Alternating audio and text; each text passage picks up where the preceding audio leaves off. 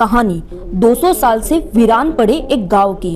एक ऐसा गांव जो कभी हरा भरा, खुशहाल और समृद्ध हुआ करता था, जहां पर उत्सव, पारंपरिक नृत्य, संगीत समारोह और मेले लगा करते थे।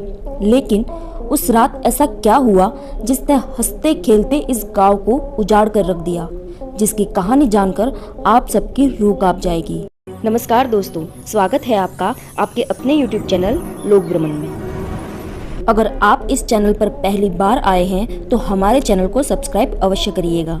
हम बात कर रहे हैं राजस्थान के जैसलमेर शहर से कुछ मील दूर कुलधरा नामक एक ऐसे गांव की, जो कभी खूबसूरत हुआ करता था, जिसके खंडर हो चुके घर चीख चीख कर अपने साथ हुए हादसे को बयां करते हैं। क्या हुआ था उस रात? किसके बुरे कर्मों की सजा भुगत रहा है आज भी यह गांव? क्या किसी की सुंदरता बनी अभिशाप? क्यों मिला इस गांव को इतना भयानक श्राप? इन सवालों का जवाब जानने के लिए आपको हमारे साथ 200 साल पीछे आना होगा। दोस्तों, कुलधरा गांव मूल रूप से ब्राह्मणों द्वारा बसाया गया था, जो पाली क्षेत्र से जैसलमेर चले गए थे।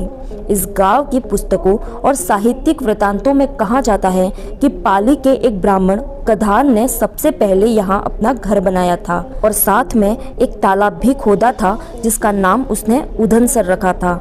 स्थानीय परंपरा के अनुसार 200 साल पहले जब जैसलमेर रजवाड़ों की एक रियासत थी, उस समय कुलधरा गांव उस रियासत का खुशहाल गांव था। यहाँ से सबसे ज्यादा रेवेन्यू आता था, सब कुछ सही चल रहा था। गांव की एक लड़की की शादी भी होने वाली थी, जिसके बारे में कहा जाता है कि वह लड़की बेहद खूबसूरत थी। चारों ओर खुशहाली का माहौल था, लेकिन ये खुशी ज्यादा देर तक नहीं टिकी। उनकी खुशियों को किसी की नजर लग गई। जैसलमेर रियासत के दीवान सालिम सिंह की नजर उस लड़की पर पड़ गई और उसकी सुंदरता पर सालिम सिंह मोहित हो गया। उसने उस लड़की से शादी करने की जिद की। सालिम सिंह, जिसके अत्याचार और क्रूरता की कहानियां दूर दूर तक मशहूर थी, बावजूद इसके कुलधरा के लोगों ने सालिम सिंह को लड़की का रिश्ता देने से मना कर दिया। इसलिए सालिम सिंह ने यह फरमान सुनाया कि अगले पूर्णमासी की रात तक उस लड़की को सालिम सिंह की हवेली पर पहुंचा दे, वरना अगले दिन वो अपने सैनिकों के साथ उस गांव पर हमला कर देगा।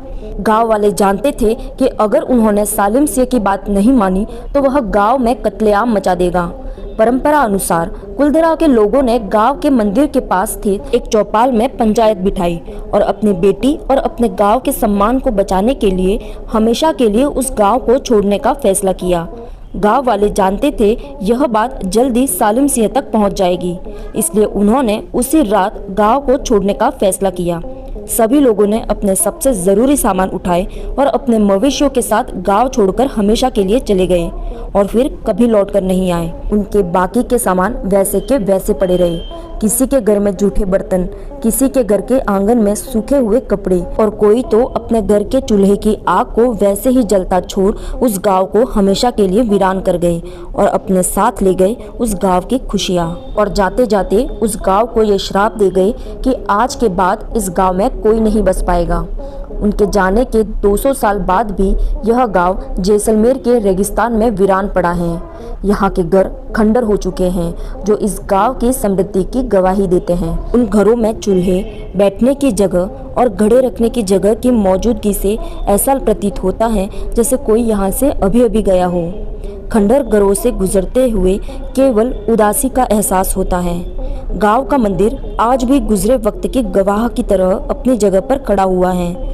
जैसलमेर में आज भी सालिम सिंह की हवेली मौजूद है, लेकिन उसे देखने कोई नहीं जाता। यहाँ के लोग बताते हैं कि रात के सन्नाटे में इन खंडरों में किसी के कदमों की आहट सुनाई देती है। मान्यता अनुसार कुलधरा के लोगों की आत्माएं आज भी यहाँ भटकती हैं।